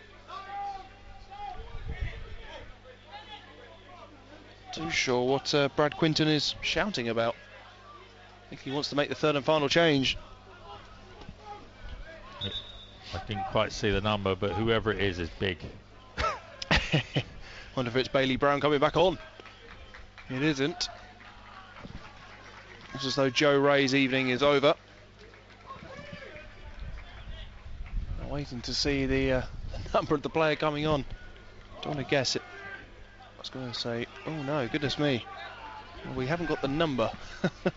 It's number 20 on the... it's number 20 who's not on our team sheet. So I'll go on a little bit of a... I'll go and ask them. Well, go on then, Ian, off you go. Not too sure who that is, so that's what you get in FA Cup for qualifying round replays.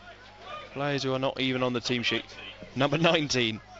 So maybe number 19 shirt didn't turn up, perhaps. It's maybe he's superstitious, doesn't like the number 19. So it's anyway. Josh Oyunson.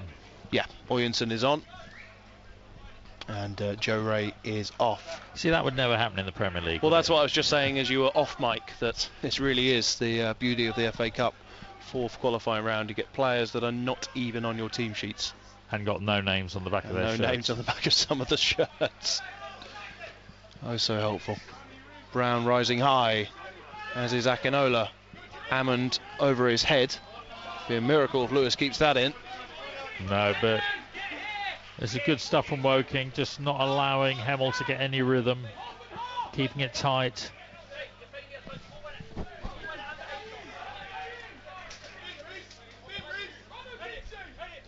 Flicked on by Grant, met by Ince. Oh! Hammond, and Brown was just checked, signifying to the referee that his shirt was being pulled. It's a pity around his neck. If he'd kept going, he'd have been in there, I think. Again, look who's clashing Moss and ICO Fano. Hemel continues to come forward here with Williams. Now with Oyunsan, number 20. Now back to the number 19 actually on the sheet, which is Tyrell Newton. Wonderful ball out to Mackenzie and brought down superbly as well. Up against Denon Lewis, who's blocking his every move. And Akinola is there, and Akinola I thought was caught, but play goes on. ICO Fano on the turn, shaping for a shot. Looking for Oyunsan now.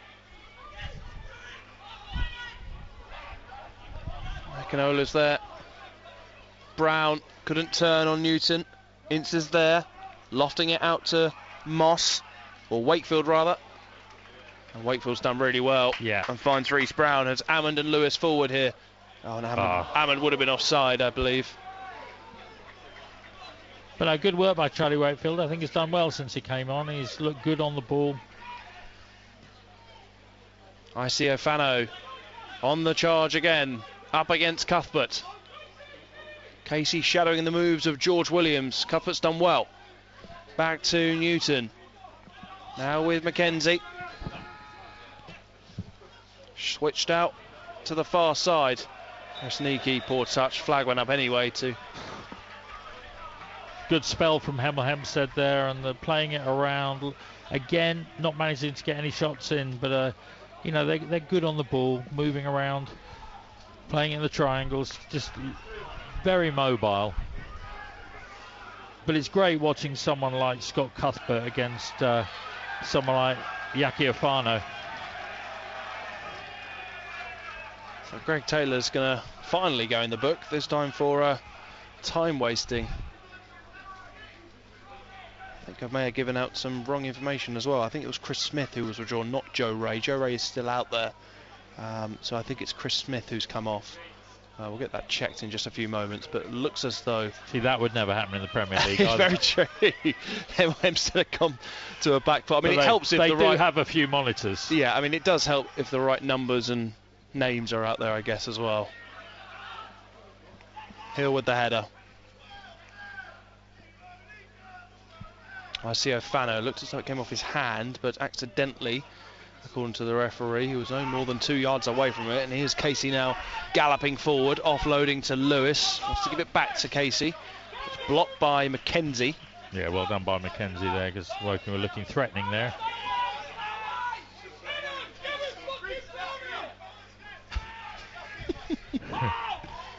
It's Dylan Lewis.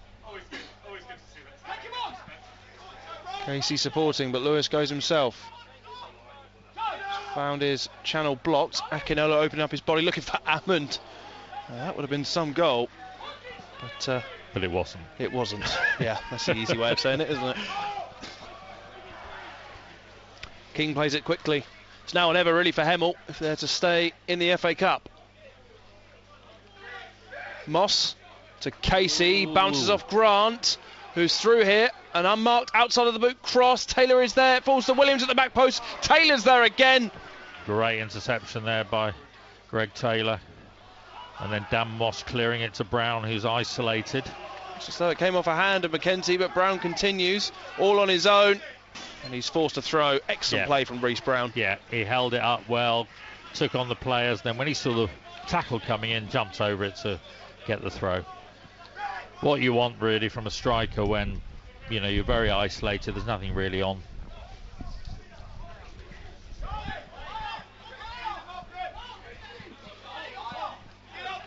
Hammond, Casey, caught by Grant, just left a foot in.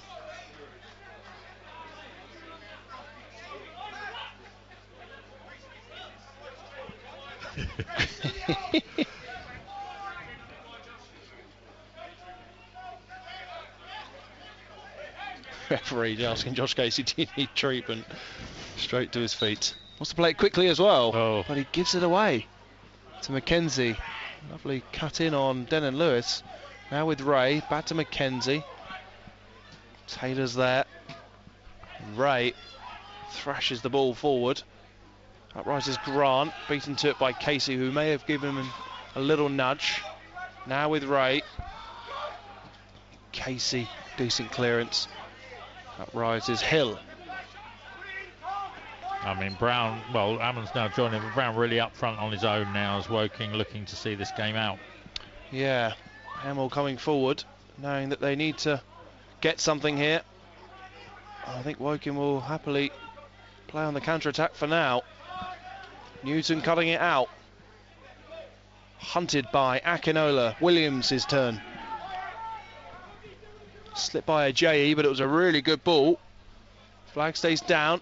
McKenzie can't get the cross beyond Casey, who gives it straight back to Hemel. So all the visitors' work at the minute. Williams floated forward by Newton. Lovely turn from Rowan Ince. He's got options to his right. Rowan Ince. Brown just trying to stay onside. Brown wants the ball to go forward because he wants that goal. Lewis. Hammond. Back heel to Lewis, but McKenzie cut it out. And chasing is Oyensan. Jaskalainen came and met it. Maybe Josh Casey very uncharacteristically given the ball away 2 or 3 times in the last few minutes. It's now Lewis is in. Lewis is in, up against Hill, supported by Hammond. Denon Lewis cutting onto that right, shapes for the shot. The ball's gone to the car park. It's good to see a player though get the ball, run with it, try to beat the defender. Yes, the shot was no good, but the more you see Denon Lewis in that frame, the better a player they'll get. I think he's been a big addition since he came back from injury, because he has a bit of pace and he's out wide, and Woking were very narrow for quite a while with injuries, and and here we have another pacey player. Wakefield ghosts past. Yeah, it's gone past Newton, maybe a step over too far perhaps from Wakefield. Right. Really did show off his pace there. 86 minutes on the clock. Woking 2 up here. It's gone straight through to Jaskalainen.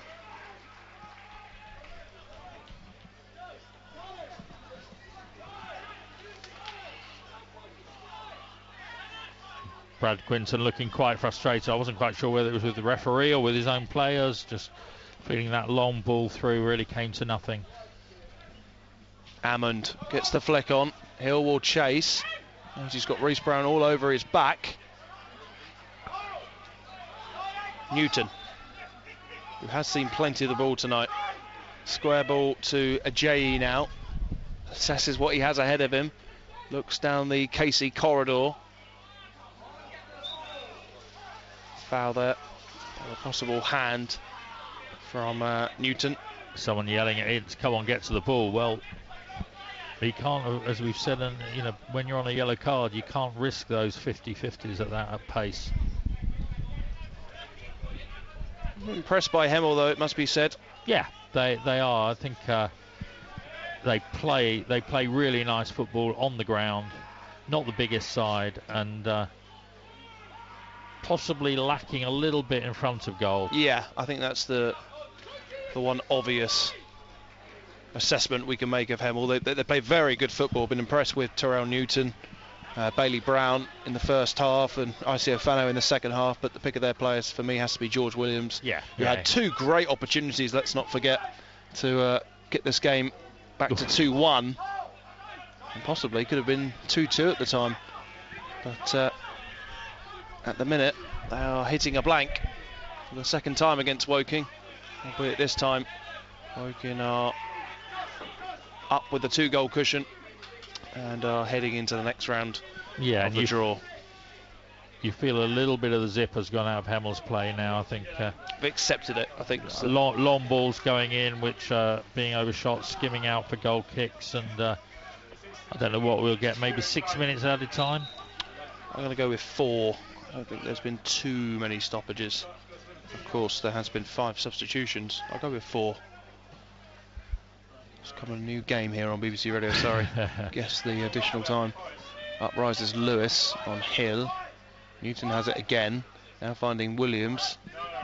I'd be surprised to see him playing at this level in the not too distant future. Yeah, I agree. I think he's looked a class above of the Hemel players. Who are going well in National League South. Might be that he comes up with Hemel. Excellent ball in from Mackenzie. Flag's gone up for offside. Woking can continue with Ammond. Now back to Casey. That's not a great clearance.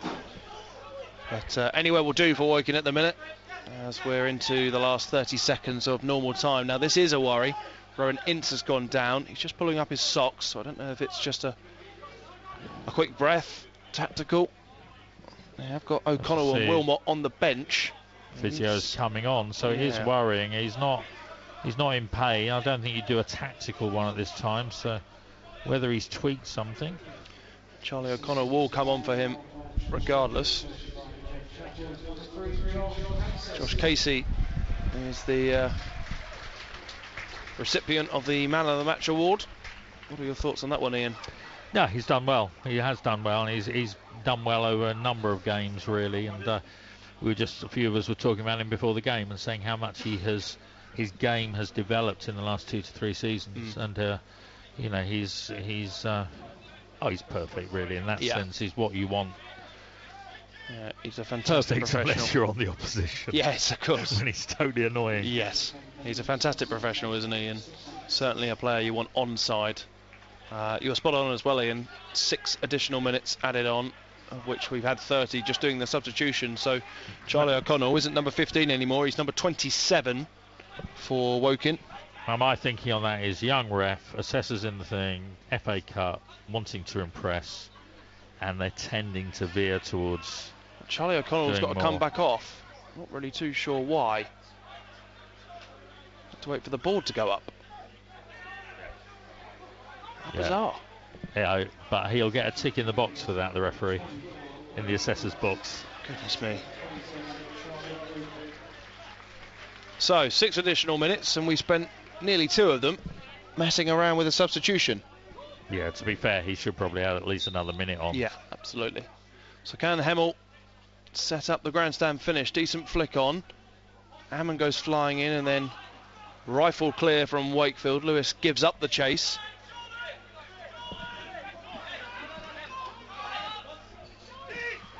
Newton. Spread on to Craig King, the Hemel goalkeeper.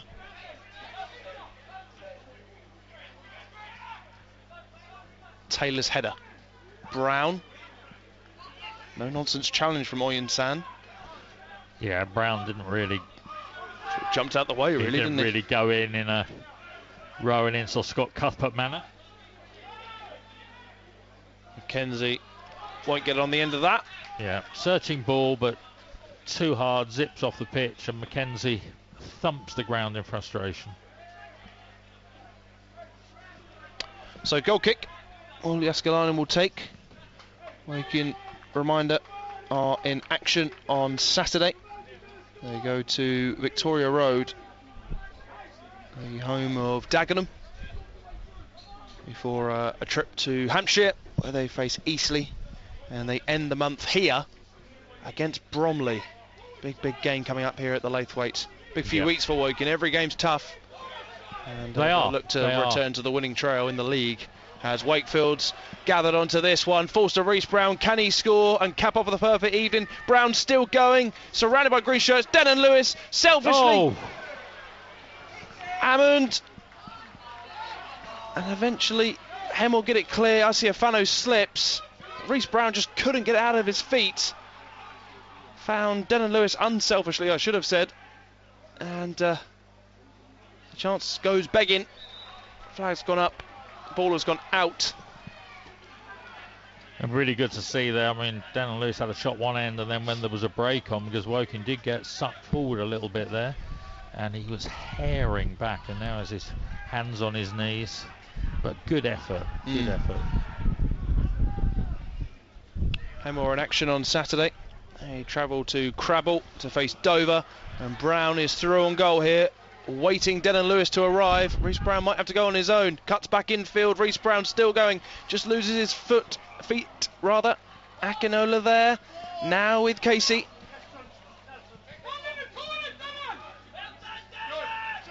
Casey off Oyensan.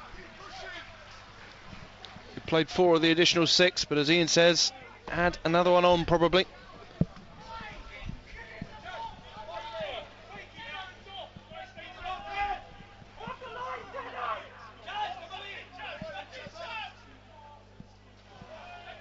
Loose from Casey and Lewis, but eats up a few more seconds.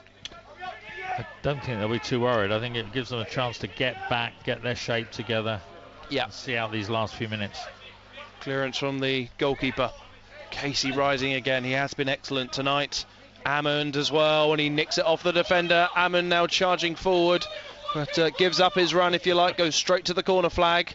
Mackenzie trying to wrestle the ball back off him, and Ammond, I think, has won the throw. Indeed he has. Last few seconds ticking by.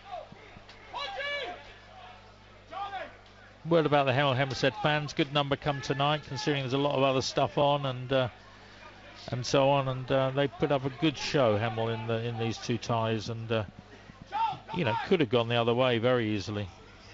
Wakefield. And Akinola just got in his way. Probably not his fault, however. As Krasniki conjures up one final attack for Hemel. Krasniki looking for Oyensan, met by Casey again. George Williams, who's been a little bit quiet in the last 10 minutes. He's certainly given his running and his efforts. Taylor meets the cross, falls to Brown, and Woking might have one chance to find a third. Reece Brown hunted down by Mackenzie. Brown just keeps possession easily. Now looks to roll it past Newton. Brown still going. Reece Brown looks for the shot. Saved by King. It falls to Ammond. It's real slow motion stuff here. And Darren says he doesn't want any heroics. He just says get in the corner. Goal kick awarded. And that might be that.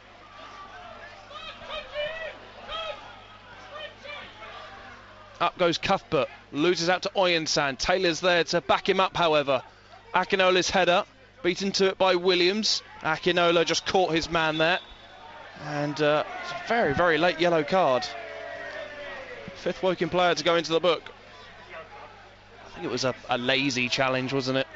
It was a tyre challenge. Tyre it was challenge. A lazy challenge. That's what I meant. I think it was a bit of an unnecessary yellow card, to be honest. It was nothing vicious in it, but hey-ho. Final chance for Hemel.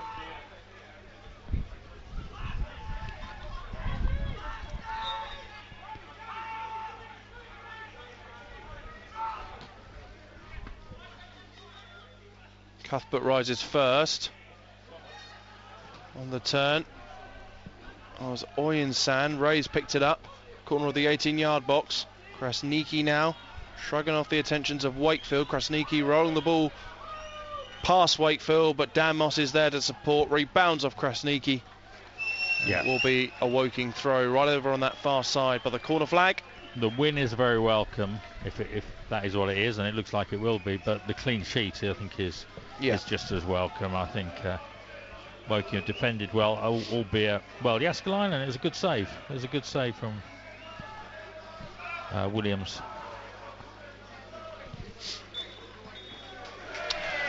Woking have won. They have beaten Hemel Hempstead by 2-0 and secure their place in the first round proper of the FA Cup. They set up a tie with Ramsgate in a couple of weeks' time. They have won just shy of £10,000 for progressing tonight, and they'll be in action again in this competition in a fortnight's time. They've beaten Hemel by a couple of 0-0. Reece Gregor Cox from the spot, saved by King. Gregor Cox put it into the empty net. 9 minutes later, Ammond's decent backward header meant the Cards went into the break 2 up, and that's how it stayed. Hemel Hempstead came out firing in the second half. 5-10 minutes of solid pressure, 2 decent saves from Will Jääskeläinen, both efforts coming from George Williams. But Woking held out in the end, not only for the win and progression, but for the clean sheet as well. All smiles here at the Laithwaite. They record their first win here at this stadium for the best part of 6 weeks, and will hopefully carry that positivity and confidence into their upcoming National League fixtures, of which they're in action on Saturday at Dagenham. They're then visitors to Eastleigh later on in the month. They welcome Bromley here. So big games to come, but Ian Nicholson, they got the job done as expected this evening. They did, but it was nice for the fans for them to bring away some of their away achievements back to the Laithwaite Community Stadium, which has been a bit starved of them in recent weeks. So to come back and get the victory, get the clean sheet, absolutely excellent. It will pick everyone up. And don't anyone say they're a level below. Hemel are a decent side, and the cup is, the cup can go either way, as we've seen from a lot of the results. So well done to Woking. Good to be back on the winning path, and Ramsgate away. Ramsgate away. So look forward to that. New one for us, of course. Ian, thanks very much indeed for your thoughts this evening. As always, it's been our pleasure to bring to you this fourth qualifying round replay, which has been won by Woking. Credit to Hemel Hempstead. We wish them the best for the remainder of the season. Hopefully we see them in the National League in the not too distant future. But it's Woking who go on to the first round proper. As Ian said, Ramsgate away next, but of course Dagenham in the league on Saturday. It's finished here at the Laithwaite. Woking 2, Hemel Hempstead 0. We'll see you soon.